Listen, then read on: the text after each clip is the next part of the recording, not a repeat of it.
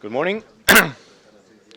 Is it working? Yes. Okay, good morning, everyone. I'm Andrea Montanina. I'm the director of the Global Business and Economics Program at the Atlantic Council. And also on behalf of my colleagues of the Adrian Ashton Latin America Center, I thank you for joining us today for what promises to be a lively discussion with Argentine Finance Minister Alfonso Prat-Gay. For those who use Twitter, you can use our hashtag ACNewArgentina and follow on at Atlantic Council or at AC_GBE. A lot of options. So, yeah, you can tweet. You can tweet while you talk. Okay. They took my phone away. Okay. So let me just say a few words. We think Argentina can and must play a leading role in world economy. As the second largest economy in Latin America, economic development in Argentina has relevant spillover effects on the neighbor countries. And with Brazil digging into recession, the role of Argentina and Latin American economies becomes even more relevant. As a member of the G20, Argentina shares the responsibility for global economic governance. As the Great Recession showed, economic and financial crises can have systemic consequences, even if they happen in tiny countries far away. Tiny, small island in the middle of the Mediterranean can have a consequence around the world. So coordination, transparency of policies, and resolute actions are fundamental to manage these turbulent times. Argentina has a relevant role in global economic governance in the International Monetary Fund too. It is currently leading a group of Latin American states in the board of the IMF, and I'm pleased to see my friend and former colleagues at the IMF, Hector Torres, as the new executive director for Argentina. So to manage and share all these responsibilities, confidence in the action of the new government is essential. Today, Argentina wants to turn a new page and return to international financial markets. Closing the deal with the holdouts is a key step in this direction. Yesterday, as most of you know, the U.S. Court of Appeals in New York ruled in favor of Argentina, rejecting the holdouts' bid to halt the debt payment. With this final hurdle solved after 15 years of legal battle, Argentina can now move forward with a $15 billion bond issue next week. Repairing relations with investors, international organizations, and other actors is essential too. After a decade, Argentina has declared itself open for Article 4 reviews from the IMF. Minister, you said last week in Nassau, and I quote, "We have no problem with people looking at what we do because we are very confident in what we are doing." So we would like to hear directly from you on how Argentina is working to establish itself, and maybe to give us a date for the next Article 4 with the IMF. As you know, a few years ago, Argentina became also the first country to be censored by the IMF for misreporting its inflation and GDP data. These sanctions still hold today, but the new Argentinian administration is moving to address these issues. On December 30th, President Macri declared a national statistical emergency. Right now, NDEC, the official statistics office, is under comprehensive reforms and will not publish data until it becomes fully independent. So internal reforms like this are necessary to rebuild confidence abroad. So addressing these challenges take time, but it also means new opportunities arise. Borrowing costs are now at their lowest level since 2010, and today's headlines on Argentina are dominated by words like growth, investment, trade, trust, and optimism. At the Atlantic Council, we know these opportunities. A few weeks ago, our Latin America program issued a report on New Argentina, focusing investment opportunities on the energy sector, which has great potential. Opportunities also lie in stronger trade ties. Argentina can be a leader for pushing for a new free trade agreement between Mercosur and the US, but also with the European Union. And there are a lot of work with the EU too, a lot of expectation. So there could be no better person to talk about this than Minister Alfonso Prat-Gay. So let me just speak a little bit on him. Mr. Prat-Gay boasts an impressive career both in the private and the public sector. He was named governor of the central bank in 2002, right after Argentina's debt default. In the midst of a severe meltdown, meltdown, the challenge was daunting. He was 37 at that time. Yet, it took the bull by the horns, successfully reducing inflation from 40% to 5%, while maintaining an impressive growth of 8%, GDP growth. This earned him much deserved Euromoney's Governor of the Year award. In his new role as finance minister, Mr. Prat-Gay once again finds himself with the task of fixing a troubled economy. The new government inherited the largest deficit in 30 years, unchecked inflation, and declining foreign reserve. Just days after taking office, Prat-Gay announced a momentous reform, lifting currency controls on the peso, a positive step towards normalization.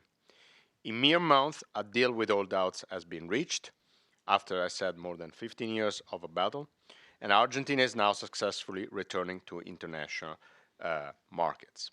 So I'm very delighted to have him here with us today. Mr. Prat-Gay will give introductory remarks, and he will hold a Q&A session moderated by John Others, senior investment commentator for the Financial Times, editor of the Lex column, author of the Short View and Long View columns, I hope I'm right, and clearly one of the most influential and expert financial journalists in the world. And then he will take a few questions from the public. So, Minister, now the floor is yours. Thank you.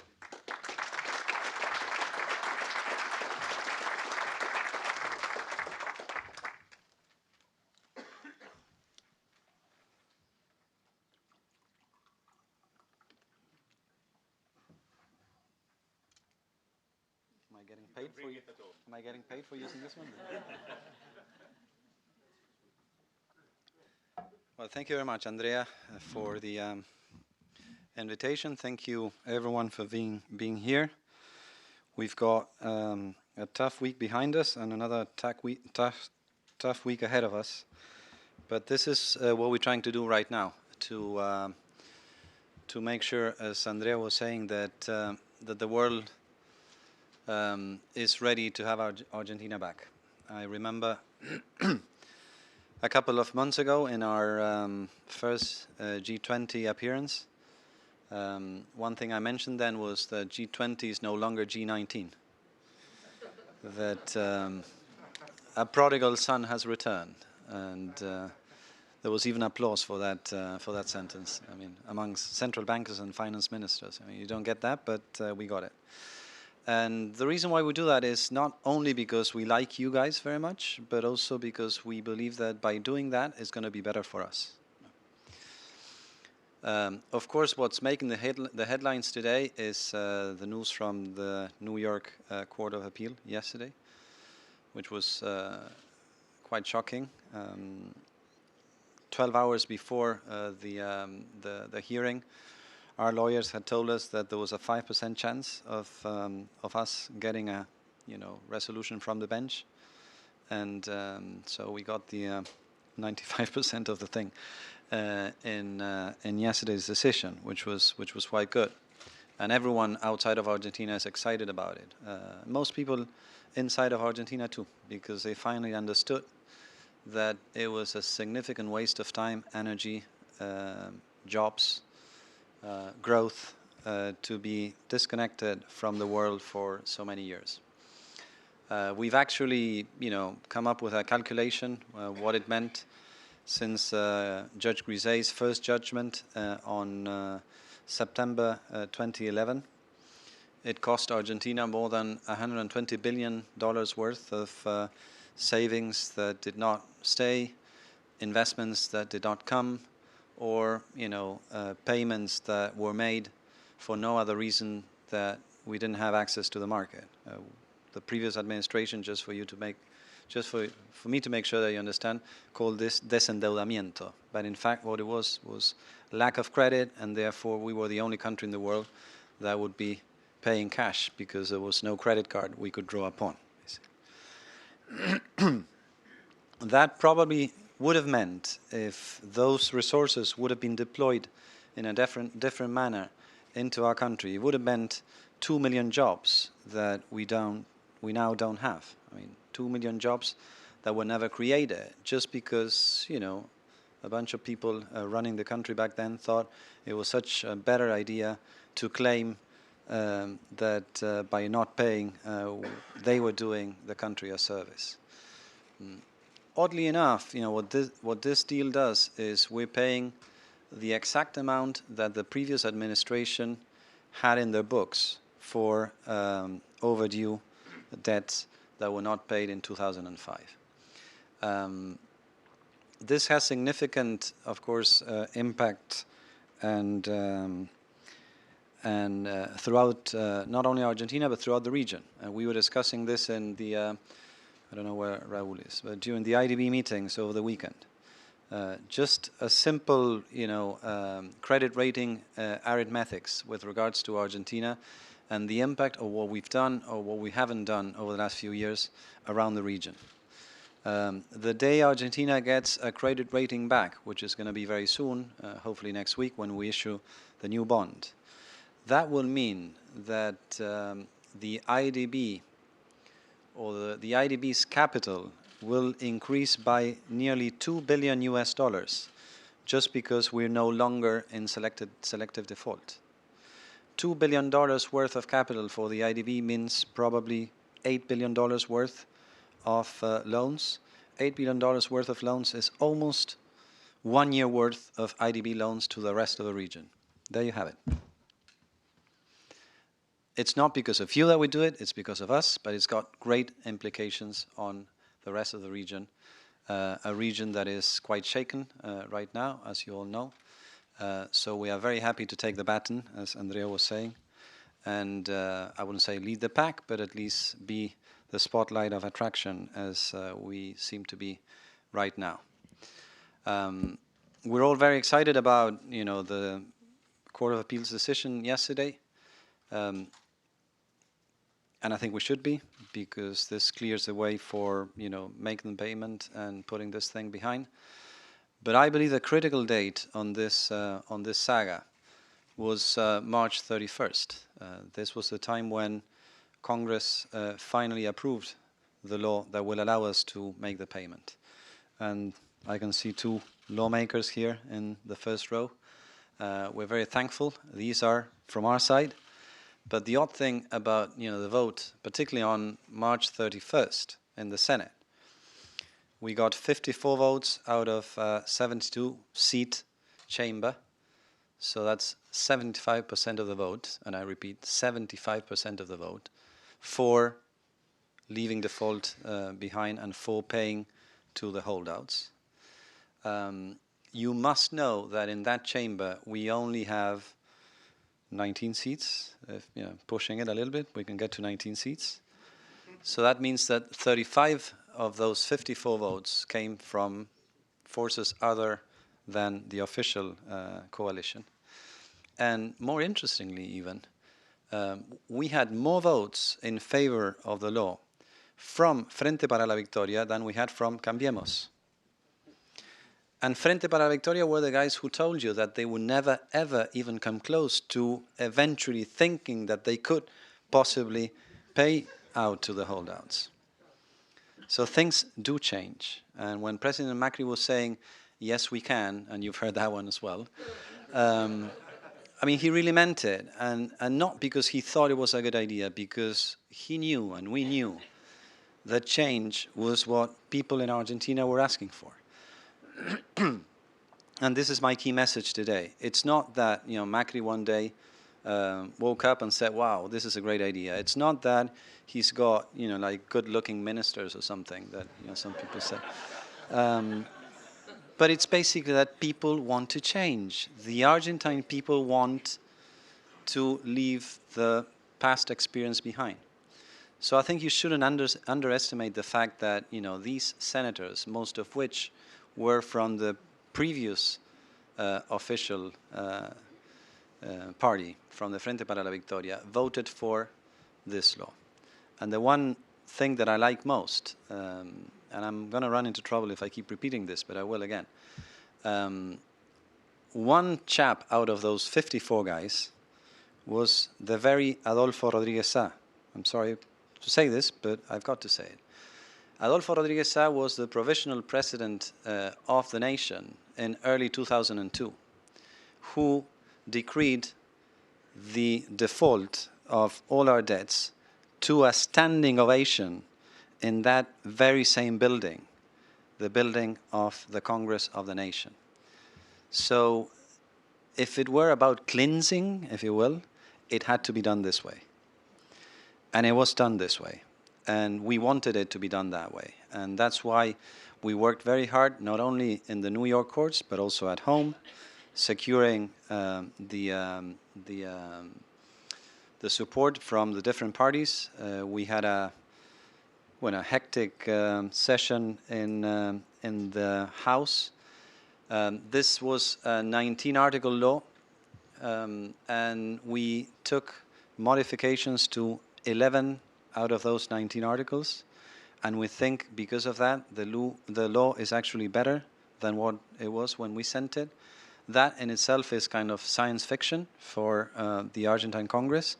You don't do these things, you just send the law and expect for everyone to sign off on it. So this is also not just what was done, but also most significantly the way it was done in Congress that needs to be taken into account to understand where is Argentina coming from and where Argentina is headed to. Andrea mentioned the INDEC, and I'm so happy that he mentioned the National Statistics Institute. I mean, because in some newspapers it goes sort of undercover, the fact that we are revamping the National Statistics Institute. I mean, this was an institute that for over 8 years spent a significant amount of money and resources and payroll basically to lie about what was going on. And then, we're now finding out whether there was a methodology problem or whatever, but at the end of the day, what happened was that what was being gauged was completely different from what was being actually reported. And this is a discussion that we'll have, you mentioned the point, Andrea, we'll have these days with the fund. There's a lot of backward looking to be done with that regard, but we just look forward as well. We, as you mentioned, we decreed the National Statistics Emergency, which is a novelty as well. I mean, you don't quite know what that is, but it means that Jorge Todesca, the guy in charge of the Statistics Institute, is really in charge. He does not need to ask for my permission for anything he decides upon, be it on the payroll, be it on the admin side, be it on the data calendar, be it on the methodology issues or whatever. I don't even want to know about Jorge Todesca. Let him do his own thing. And I think this is very important as well, because it's not just, honoring our debts and, doing what we had to do. It's also telling the truth. And the one thing I'm sure it's hitting your minds when you look at this Argentine chap is, well, these were the guys that were lying to us for so many years. Well, we're not going to do that anymore. And more importantly, we're not going to do that to ourselves. I mean, because, you guys can look at us and say, well, whatever. But we've got to take charge and take responsibility for that. And it's so hard to run a country with not knowing what's going on, basically. It was very easy, of course, for the previous administration because they could set the target and the gauge and the result, therefore. So it was so easy to make it, in a way. But we went the hard route, and in fact, many of the measures that this administration has taken over the first 120 days were not easy decisions. And we know that in most cases, they are the type of decision of short-run pain, medium-run gain. And we knew that it had to be done in the first 100 days, because otherwise it would not have been done. And we are very cognizant of the fact that some of the measures that we've taken need to be compensated for with additional measures, particularly for the poor. We've taken quite a few of those measures already. We are ready to take a few more. to make sure that in the sequencing game of going in the right direction, hitting the right buttons, but also being aware that there are hurdles along the way, and looking up, but also looking down, such that you don't fall into a big pozo or something. We are sort of tweaking around, and we are, as I said before, very cognizant of the fact that the economy has not yet recovered, that some of the price adjustments that we needed to do are having some bearing on the most vulnerable, and in that regard, we are spending fiscal resources. We're going to be making some further announcements in that regard. Those resources are already incorporated in our own budget, in our own fiscal projections. They will amount to around 1 point of GDP. It's a massive fiscal effort for a country or for an administration who received a legacy of a fiscal deficit of around 6 points of GDP, but it's got to be done. I know many people outside of Argentina say, well, these guys, they're saying the right things, but they should be more swift, and they should probably bring the deficit down faster. And the answer to that is yes, but. And the but is we've got to take into account the social and the political constraints that we're dealing with. As I said before, we show majorities in neither of the two chambers in Congress. We received a legacy in which 1 out of 3 Argentines are living below the poverty line. So it would be great to do it, overnight, but it's not going to happen overnight. We're not taking the gradual path just because we belong to the international school of gradualism. We're taking the gradual path because it's the only feasible path. And alongside that only feasible path, putting our house in order with the New York court was critical, because our local capital markets is this tiny, this small. We're going to need, credit and financial resources for our many infrastructure projects, but also to cover up for some deficit over the coming years. And the only way to bring those deficit numbers down gradually without affecting the poor was, getting a resolution to this issue as soon as it was possible. By the way, when we started off with this adventure, because it's so complex, there's so many ups and downs. I mean, it's been a roller coaster. One day you were extremely happy about how that day had gone by. The next day you were not that happy. The following day you were very unhappy. But finally it's all coming into place. And when we started off, there was one survey in Wall Street that they basically asked the experts, when do you think is the most likely timing for Argentina to sort this thing out? And on average, the responses were December 2016. It seems that we're going to be able to do it 8 months before time, and we're happy for that. We're not necessarily happy for the fact that this was a mess. It was badly run. It shouldn't have been such a bill, and we would have liked to have paid a lot less if the previous administration had not been a mess regarding this particular issue. But we got that. We had to sort it out. We got an extremely favorable deal for our country, taking into account that this was not voluntarily restructuring of debt, but rather facing a sentence that was final, and facing a few guys who are very tough, who had this sentence in their favor, and who had to give away on average more than 30% of their claim.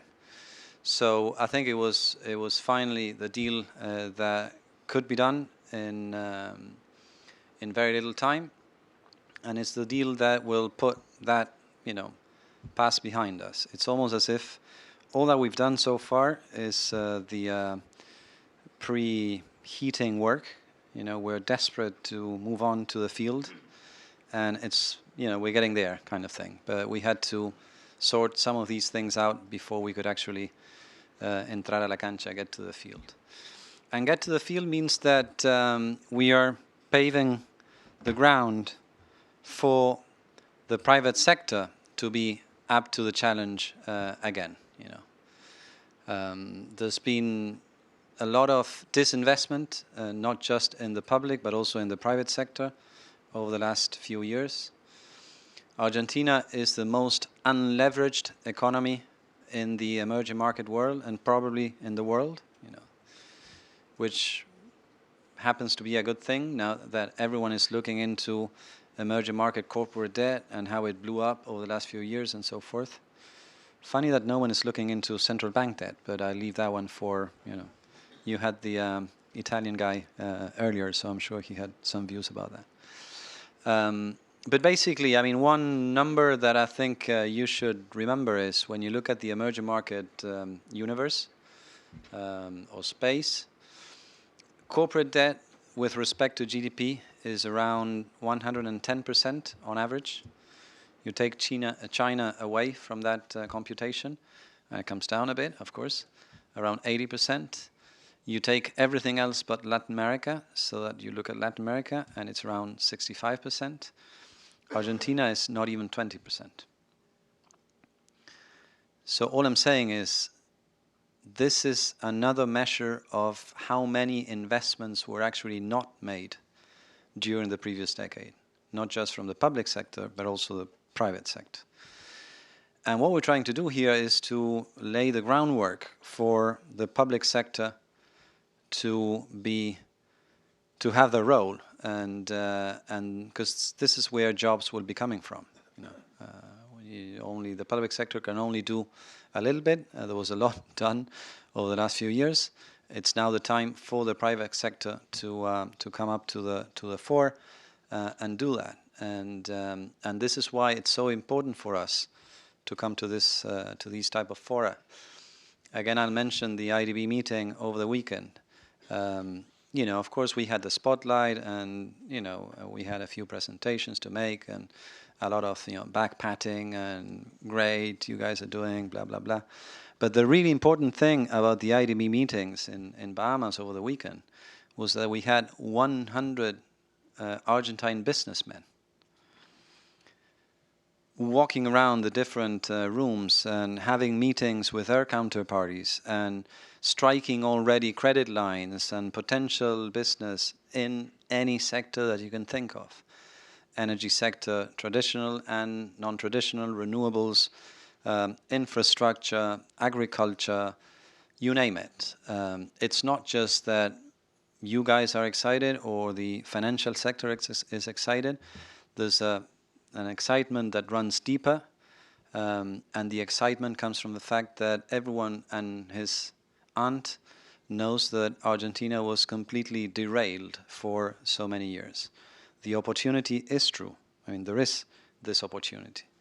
What we're trying to do is to make sure that we maximize the benefits of the opportunity, and that we can bring it forward such that it comes the sooner, and of course the sooner the better. There are many other areas that I could speak of. Do I have more minutes? Do I go to the fray? You will have the questions. I'll have my stint with my good friend here at the Financial Times. Basically, the idea here is Argentina is back. As I said before, I thank most people for their patience over the last few years, as I thanked my colleagues at G20. It is for us our honor to be spearheading this process, and we do it not for the bronze, but rather for our people. There's no way Argentina can be back into the growth path, or even, you know, shooting at development project, if we are fully disconnected from the world. I mean, it's sad that we have to actually mention it, but that's the way it is. And this is my message today. Argentina is back, and I hope you can enjoy it. Thank you.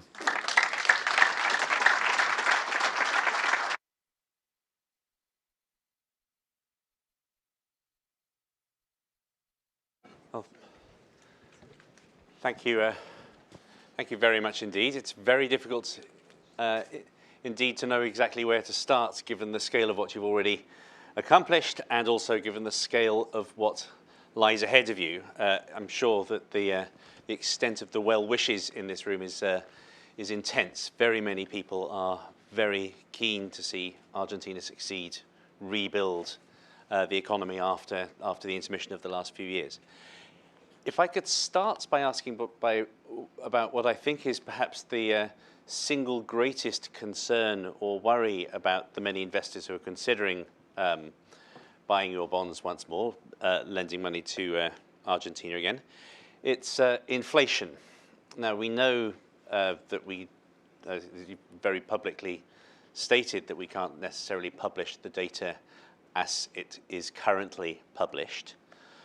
What, however, is your best estimate at this point of the scale of the problem? What is the inflation rate that you believe Argentina now has? What do you think will be, as I understand it, it's now a question for the newly independent central bank to set an inflation target. What is an appropriate inflation target at this point? And finally, what are the risks? How important is it that you meet that target? Okay, 1,000 questions in one. Yes. It's still all of them about inflation. So, well, we've got a target, and we've been very clear about that target. And that target is a ceiling of 25% for this year, and it's a band of 20 to 25%. Question is, as you rightly point out to, what is the inflation measure that we should look at? Because there's no official national measure, and there won't be an official CPI index at least until next year. The National Statistics Institute will start publishing their number from June onwards, and that will include the May and April readings. Right. So they're already. This is interesting. As of this moment, we do now have a valid as we're counting process speaking going here, on. Someone is actually checking, Right. and not screwing Right, and not lying about what he's it, checking. right. Yeah, which is in Good to know. it's in itself a novelty. By the time this index gets published around mid-June, it will still be mostly a City of Buenos Aires index, or Right. if you will, Greater Buenos Aires. The problem with that measure is that one of our policy decisions has been to dismantle, again gradually, the massive subsidy program that represented more than 4 points of GDP, of fiscal spending, year in, year out, over the last 6 or 7 years. Yep. Most of those subsidies were, and still are, concentrated in the city of Buenos Aires and suburbs, for reasons that we could leave for another talk. But more importantly, they're not just concentrated geographically, but they're also concentrated, if you will, from an income distribution point of view. As much as half of the money that was being spent in those subsidies ended up in the pockets of the rich. Right. Of course, the previous administration claimed it was nacional and popular. But it was inverse populism. Absolutely, right. Absolutely. And again, it's 4 points of GDP. Part of our fiscal program is bringing that spending down to what's really needed, which is a social tariff, a tarifa social, that will cover for those who would not be able to afford a market price on these tariffs. Right. Eventually, we'll bring that down from 4% of GDP to 1.5 points. But plainly, you can't take 2.5 percentage points off in one go now. No, but we're taking 1 point off in one go. So we are, of course, we're aware that for some households, there's going to be a significant increase in energy and also in transport prices. But this is also part of the legacy. I mean, when you look at the inflation, true inflation since 2007 onwards, or thereabouts, as President Macri told the National Assembly on March 1st, was around 700% accumulated. Utility prices during the same period went up only 100%. So whose fault is the 600% gap? Is it the new administrations or is it the old administration? You would say, well, who cares? Because at the end of the day, it hits the pocket, and therefore it's a problem. I'm going round in circles here, but for a purpose, yes. because basically, the problem that we've got is that one of the indices that people look at, including ourselves, is the consumer price index of the city of Buenos Aires. And this is where the epicentrum yes. of the tariff hikes is basically concentrated. So for instance, so far in the first quarter of the year, the city of Buenos Aires index has increased around 3 points more than alternative provincial indices. And that gap will actually widen in April because most of the utility price increases are concentrated in April. Okay? And do you have a good idea yet as to what kind of a base we're talking about? Does this mean that Buenos Aires will be above your Put it this way, yeah, target? I think the Buenos Aires price index will be around 6 or 7 points above the national index. The problem is that we don't know what the national index is because we don't have, that gauge. But we do have some alternative provincial indices that we're looking at as well. So meeting the target this year is meeting a 25% inflation rate at a national level, calendar year, January to December 2016. And is that your most important challenge at this point? Because presumably inflation also has a very big impact on the risk of any social unrest and continuing acceptance. I mean, other than tidying up, there are many other issues that we had to work with. Is reining in inflation is the number one priority. But just to finish up the answer, if you look at that particular City of Buenos Aires inflation index, it ended up 2015 at 28% year on year. In the first quarter, it moved from 28 to 35%. So it's 7 points worth. Right. If you break down the increase in the year-on-year index there, you've got 3 points worth of utility price hikes, which are obviously a one-off, and the rest is, well, I don't know, inertial inflation, but also the pass-through from the devaluation to prices, which is, by the way, the lowest pass-through ever.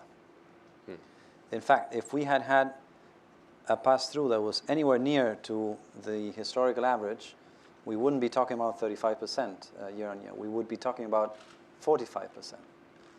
Now, what that means is that there is some anchorage of inflation expectations somewhere. Right.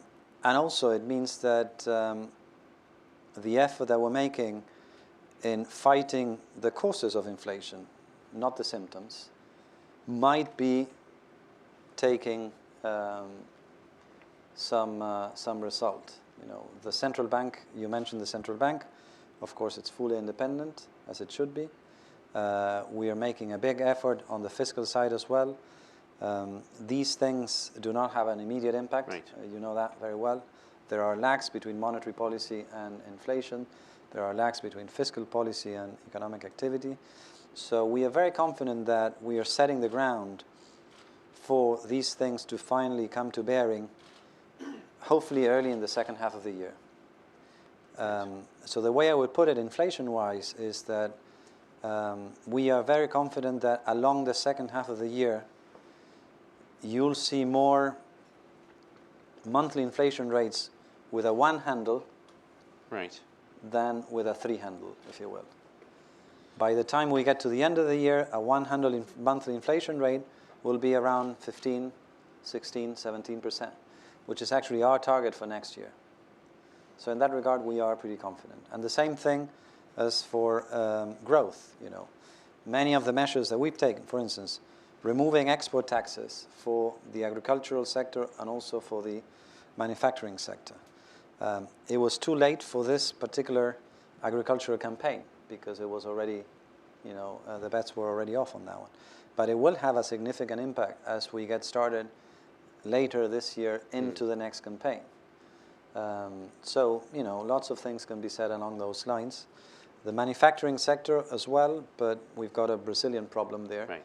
That I'm sure you were going to ask. So that was indeed that was indeed my exact next question. I wish I had more originality. If there's another topic that worries people immensely about Argentina, and I think I'm sure you agree quite reasonably, it's that the concern has moved on from Cristina to Dilma in terms of great worries among Latin American investors. Obviously, there is a very volatile situation in Brazil, and obviously it has a very troubled economy at the moment. How concerned are you about dealing with both the economic and also potentially the market contagion from Brazil, and how much power do you have to deal with that? Is it a purely exogenous external factor, or do you have any ability to mitigate contagion from Brazil? Well, it's mostly an exogenous factor for a number of reasons. We're not worried about the financial contagion. I think it probably goes the other way around. I don't want to, overemphasize that one. But I think the financial problems that we have are of their own making, our own making. So any contagion that we can get from Brazil probably dwarfs compared to the improvement that we can get if we ourselves do our little thing well. And our little thing is going to be done next week. There's a lot of interest in the new bond that we're going to be issuing, more than one bond actually. So we're not that worried about the financial chain or channel of contagion. We are worried about the real economy contagion that we get from Brazil. If Brazil was not in recession, that would probably mean, or in such a deep recession, it would probably mean 2 points or 1.5 points worth of Argentina's GDP. That much? Yeah. Right. That it goes to the Brazilian recession sink, if you will. Right. So we are worried about that. There are things that we're trying to do. One problem that we've got with Brazil and with the rest of our neighbors is that over the last decade, since we were so good at putting all sorts of trade barriers, even within Mercosur, this famous DJIA, Declaraciones Juradas de Importaciones, there was retaliation around the region. Okay. Now, the bad luck is that we've removed our trade barriers, but they haven't removed theirs. Okay. It's tough to ask Brazil to do that in the midst of a recession, but that's one area that we are exploring. So you are planning to ask Brazilians Brazil to lower tariff barriers? Well, I mean, we've already got no for an answer, so there's nothing wrong. No harm in asking. No harm in asking. Right. Okay. And in fact, I mean, if you wonder we would do that with Brazil, think about China, for instance. You look at our trade numbers, which are already turning around, by the way. We had a significant trade deficit last year, which we only knew once the new statistical institute run the right numbers, because the cheating went as far as the trade numbers as well. But the first bimester of this year, we've got a trade deficit of 200 million. Our deficit with China is 1.5 billion. Right. So China represents 700% of our trade deficit. Not sure there's a lot that we can do there. Right. But again, I mean, there are some discussions that we could possibly have. We are targeting some specific sectors of the economy that are most exposed to these issues, Brazil in particular, and we're trying to supplement them with fiscal resources. Particularly in some regional economies that sell most of their stuff to Brazil, and those sales are actually falling quite significantly. Is this primarily agricultural? Or? Primarily agricultural. But yeah, I mean, just as you don't pick your parents, you don't pick your legacy, and you don't pick, the state at which your neighbors are, and this is part of the program. But our main optimism here is that if we can rebuild the potential output that has been destroyed over the last few years, that in itself will be a boon, and that will be the way in which we will be taking care of the many balls that we're juggling with. Now, on the subject of rebuilding potential output, obviously FDI has been a serious, or the lack thereof has been a serious problem for Argentina in recent years, one of the many. You've talked about starting a lluvia de dólares, to attracting new flows of foreign direct investment, particularly for infrastructure spending.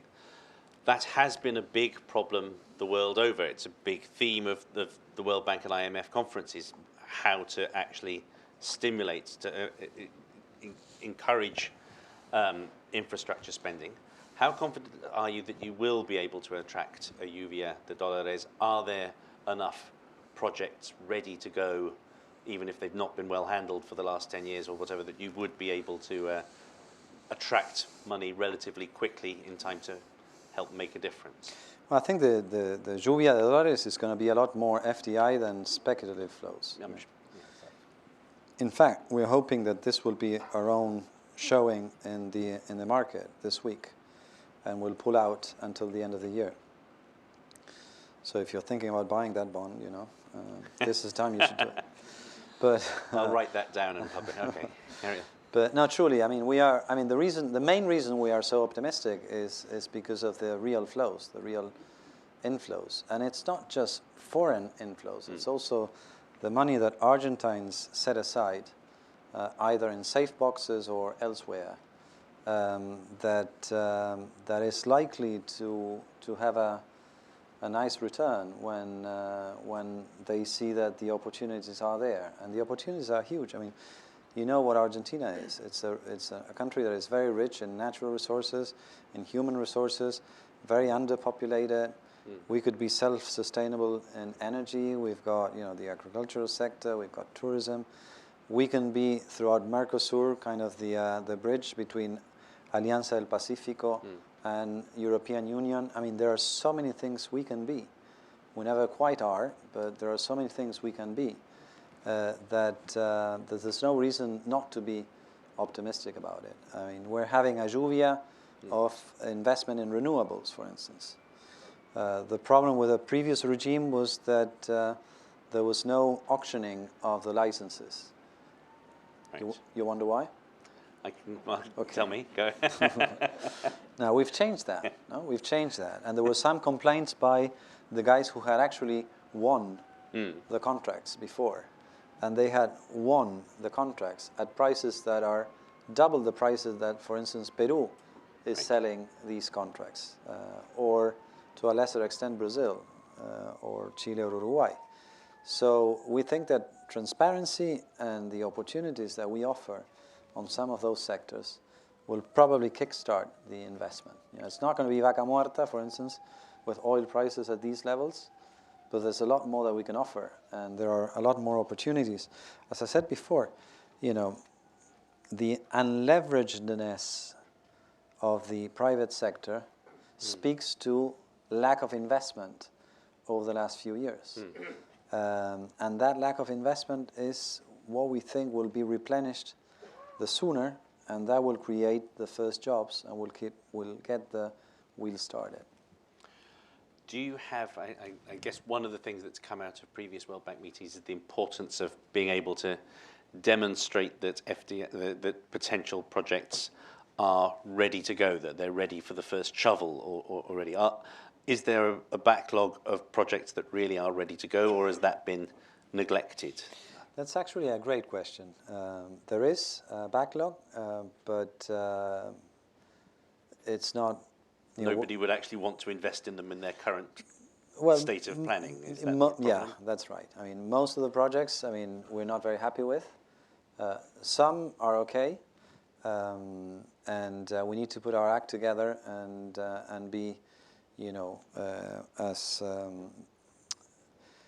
I think we need to, this is an area where we need to work harder in order to make sure that it's easier for foreign and local investors to know where the opportunities are. In fact, we are going to have a conference specifically on this topic sometime in August of this year, which will be basically, you know, the new big financing projects that anyone who has something to do with Argentina should be looking at right now. And by then we will have prioritized our own list, and it's going to be clean, and that's what we're working on. Yeah. So the UVIA, in terms of FDI flows, the UVIA could start to be felt in Argentina in another year or so from now, if you can begin to get those get that pipeline. I don't know. It's, I mean, moving. we don't call the we don't call the shots there. By the way, Right. UVIA is rain of dollars. We should tell the sorry, audience, because otherwise, yeah. Yes, it's raining dollars. Yeah, raining dollars. Now, on the subject of the holdouts, if we could talk a little more broadly, it's obvious you've obviously Are had. they going to ask questions as well, or Yes.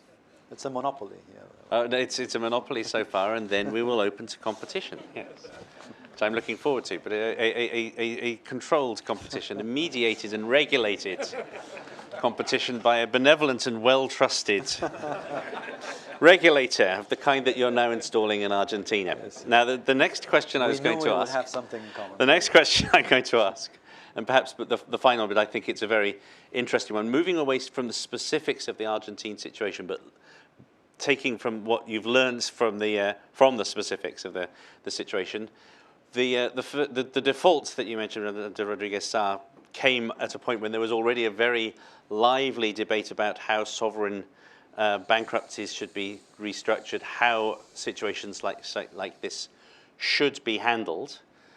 You do have collective action clauses in the bonds that are now on offer. Is that the way in which a situation in which sovereign bankruptcies should be, or sovereign defaults should be handled in future, via contractual method like that? Do you see a better way towards handling situations like the obviously very unnecessarily painful and messy situation that Argentina has been through? Well, I think it's a first good shot at it. It's clearly a necessary condition to have the CACs and the second generation of CACs, which our bonds will have, by the way. I'm not sure that it's a sufficient condition, though. Right. One thing that we're looking into ourselves, and we're pushing into international fora, is to bring back a law that the US system used to have until not long ago, and I won't mention the name of the law or the date in which the law was repealed, Right. to avoid any secondary thoughts on it. Right. But this law, or let's put it this way, there could very well be a rule or a clause within the bonds that you can only litigate against a sovereign if you held the bonds in your portfolio at the time the default was actually decided. So if you're a vulture who eats the carrion... I didn't say that. Right. You said it. Yeah. Well, that's a line that comes from a certain other Argentine politician, I suppose. Not but, really. I mean, they it's never used frequently in Wall Street as well. Well, but they never pushed that argument. I mean, it's just so easy. And there is an issue of fairness that we need to address at some point. And CACs tend to do that. I mean, let's face it. It's not that what CACs want to do is to avoid the holdout problem. Yeah. Okay? Well, an easier way and a more effective way to avoid the holdout problem is to define that there are no holdouts other than the ones who own the paper in the first place. Right. And that can be done fairly easily. It will need some, bills enacted somewhere in the rest of the world. But I think, if we really want to put an end to this particular problem, that's probably the best way of going around it. Is it possible to do it just in the form of the actual contracts of any individual bill, that it's of any individual bond, that it might be, I steadily don't know. becomes a template?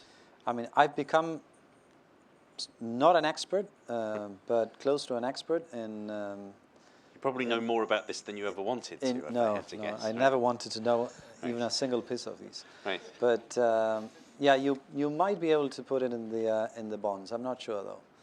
But it would be better if there was a law, and there's no reason why there wouldn't be a law. Because if you're really concerned about that problem, this is a prescription to not have that problem. Right. And on that note, I can see there was pent-up demand for questions. The gentleman in the front row to start. There is a microphone. Why don't you just ask the question and I can repeat it? Oh, here we go. Hello, my name is Mark Botsford, and I just had a pretty simple, straightforward question, and that is, Argentina is famous for rebounding after crisis. How do you manage expectations within Argentina? Okay, good question.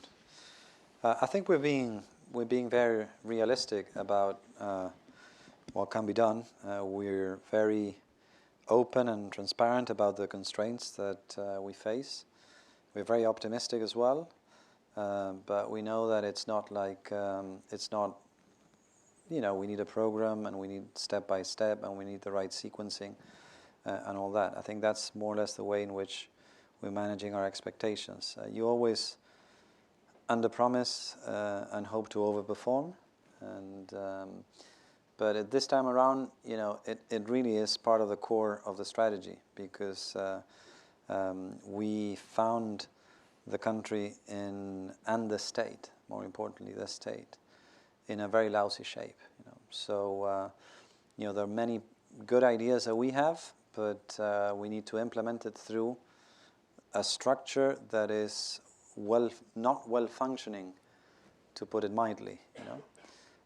So this is where we believe that, and President Macri himself, he's a doer and he's very anxious about pushing us into or through the limit, but he's also very aware that there's this path that we need to walk through, because there are some minefields around that if you go just too fast, you can very well hit one of those mines. So yeah, but your point is well taken. I think in the first few days of our administration, there was an element of creating excessive expectations. You don't quite, make unforced errors to correct that. I mean, that's not the way it goes. But what we try to do is always to bring it down to, it's going to take time. We're going from A to B, but we're not going to get from A to B tomorrow. This is something that we need to do slowly but surely, and more importantly, we need to do together with the rest of the population and with the private sector. That we would be happier than what we are right now if they were more anxious about what exactly could be done.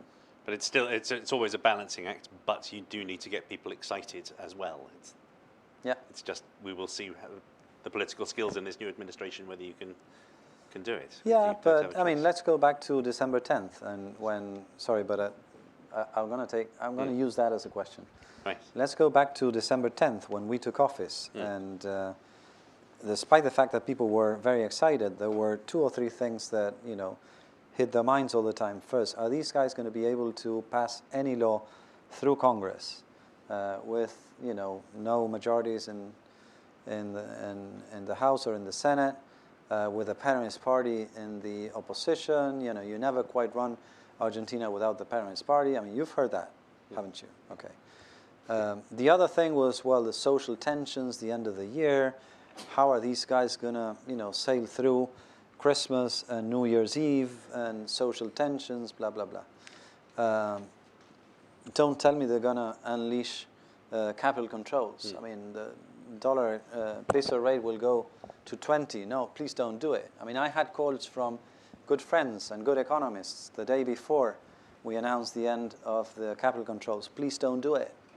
You're going to, shot in your foot. And we didn't, and nothing happened, and we didn't have the social tensions. And the first critical law we go to Congress for, which is one law in which anyone could have done their own little show and had very good excuses not to vote for, we get 75% of the vote. So, I mean, I take your point. But you're keeping the balance very well so far. Yeah. Yes. It's good that you said it. I'm not- The gentleman in the second row, please. Yes. I did just say that, yeah. Thank you, Mr. Minister.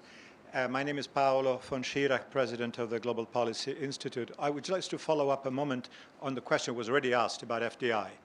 And you said something about there's a list or some kind of a list. Some of it's okay, some not so okay. I just remember what President Obama said after we passed our gigantic stimulus bill, after the major recession, and his commentary a couple of years later is, you know what, there is no such thing as a shovel-ready project, which means things didn't work exactly, not even close to expectations in terms of the impact of the stimulus program. Now, in the Argentine context, as you're facing dearth of capital and investment, and you indicated lack of depth of domestic capital markets, and under-leveraged companies, which means probably an enormous amount of need of investment in new capital, capital plants, new infrastructure, but also I imagine physical plants, factories, whatever. Having indeed a roadshow, you indicated there will be a conference or an event to present this. I encourage you to do the best you can to have the shovel-ready project. In other words, if you don't, if I can humbly suggest, you should have it and have a great roadshow with yourself or whoever else to present it to the world. Again, I don't know how far you have gotten into this. You indicated a conference or an event in August. Is it going to be here? Is it going to be in Argentina? Are you planning different sessions around the world? That's really the question. Okay. Because this, I think, would be of capital importance, as it were, as you're trying to attract more funds to fuel the economy. Thank you. No, I think that's an excellent suggestion question, and I think we should do a lot more of that. Well, we've got a great ambassador here that I'm sure you're aware of. He's a great communicator as well, so Martin is going to do a great job here in the States with that. We're going to have road shows around this conference in 3 different parts of the world. The conference will take place in Buenos Aires, of course, because that's the best city in the world. What can you do? It is a bit. But no, we're very serious about it. Again, we wish we would have done it earlier, but there were so many things we had to look into and we had to arrange. And also bear in mind, I mentioned this in a previous talk, you need to give every minister some time to find out where they are, what buttons to hit. It actually takes a while, but that's a priority. It is a priority. We're working on it. There are very many ministers involved in this particular event. And if there's 1 or 2 free lunches, I might actually join in the roadshow elsewhere. Okay. Could we have the lady in the 4th row next, please, and then we'll have the gentleman on the aisle in the 3rd row after. Puma Kimis from Om, 5th.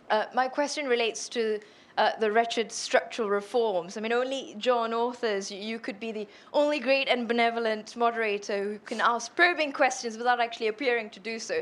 Nice. So I'm going to ask you a question on structural reforms. And you touched on it a little bit more earlier, Minister, talking about how you need more people in Congress. Could you just explain some of the battle strategies that you have in mind to ensure that you do get through some of the laws that you have pending on file at this stage? And also, could you outline 2 of the 2 big structural reform elements you have in mind, bearing in mind that 1 is too few and 3 is too many for this forum? Thank you. Good question. Well, I think there are a number of reforms, if not structural, but reforms still, that we'll be able to start negotiating with the opposition. I mean, the plan now is to agree on a legislative agenda, isn't it? And and we're going to do that. And what you'll see in that menu of bills, I'm sure that you'll see 1 or 2 interesting structural reforms. One bill that we're sending to Congress anyway, and very soon, is a PPP bill, which we believe is going to be critical for the infrastructure projects that we have in mind. The bill is already, it's ready already, and we've been having dialogues and discussions with different organizations, some of them here in Washington. And we've made some improvements to the bill, and that's a bill that will go to Congress soon. But more from the political point of view of your question, I think the game plan here is to make sure we put the house in order, that once we've put the house in order, it starts working properly, basically that we rein in inflation and the economy starts growing again. Hopefully that will happen by the end of this year. If that's the case, then next year we are confident that the economy will be growing quite nicely with falling inflation. That's kind of what the electoral doctor ordered, in a way. We've got very important elections next year, and we're hoping that we can get more seats. And if we do get more seats, then you'll see a lot more structural reforms in the second half of Macri's mandate. I mean, that would be kind of the sequence. Implicitly, you're saying structural reforms by their nature require a lot of political capital. You will need to succeed over the next 12 months and replenish your political capital to make the structural reforms you want happen. Right. Can we, the gentleman in the third row has been waiting too long. Bernard Gordon, University of New Hampshire. I want to shift gears a little bit because you've talked about the ending of the export taxes. I want to shift to foreign trade. Is there any thought in your mind or in the new government's mind of looking to join the Trans-Pacific Partnership? Because that is a format for a much wider opening up of trade with a system of open rules. Thank you very much. I mean, we're thinking about, and the President has mentioned this, having conversations and eventually striking a deal with Alianza del Pacífico. Alianza del Pacífico, which is not quite TPP, but it's got some members of TPP in it, if I understand it correctly. And this is a presidential decision that we are already working on. You know, basically the idea is to build a bridge through South America between the Atlantic and the Pacific Ocean. And the bridge is about connecting Mercosur with Alianza del Pacífico, basically. And as I mentioned before, I think, oddly enough, Europe can help us to do that because the European Union has been in talks with Mercosur pretty much forever. I mean, and now eventually looks like we're going to make some progress, and that within the next few months we're going to exchange offers finally with the European Union. That was not happening before because Brazil was dragging the feet and Argentina didn't want to, but now we do want, and Brazil is not opposing to. The European countries that were not too happy about it are now sort of more relaxed about it, like France. When President Hollande came to Buenos Aires, he said openly that France is ready to, alongside with the European Union, to exchange offers with Mercosur. So basically, this administration is for freer trade, but we're never going to get to the end of that route without our natural neighbors. So at the end of the day, Mercosur is a significant element of this. So we better make sure Mercosur works before we start dreaming about other areas, because it would be unfunded dreams, so to speak. But we need to fix Mercosur first, make sure that Mercosur does what it was always meant to be and never quite did. And then, from that platform, there are other discussions that we're having. And the natural thing would be then to extend it to Alianza del Pacífico and have one block in South America and then, take it from there. Not TPP first. Not first. Starts closest to home, I think, is the issue. The gentleman there, please. This needs to be a quick question and answer, I believe. Thank you very much. Yes. Daniel Basis with Reuters.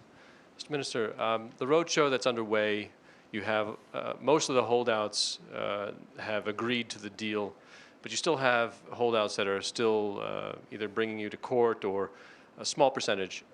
In terms of the pricing that you're looking for with this massive deal, one of the largest ever for Latin America, I think, people have talked about 8%, 9%. Are you targeting 7.5%? And does the legal risk that still exists impact any of your discussions? Thank you. The answer to the latter part of the question is no. The answer to the pricing, we've put a lid on how much we're going to raise. We're not going to raise more than 15 billion. So once we get the orders and once we look into the book, we'll decide. Bear in mind that it's not going to be just one bond. Bear in mind that right now the Argentine curve is irregularly flat. You basically get almost the same rate no matter whether you're at a 2-year tenor or the 30-year tenor. We think normalization means that that curve should be steep, not flat, and we're going to be issuing different bonds. So the question of the interest rate is a question that has to be conditioned on the tenor. But you know what the market is doing, so you can answer that question yourself. You've answered it very well. There are many more questions outstanding. I'm afraid, I believe the timetable for your charm offensive is such that we really will have to call it a day now. We've only really scratched the surface of what is Absolutely. a fascinating challenge that you face. I'm sure all of us do wish you well. Thank you very much. Thank you so much.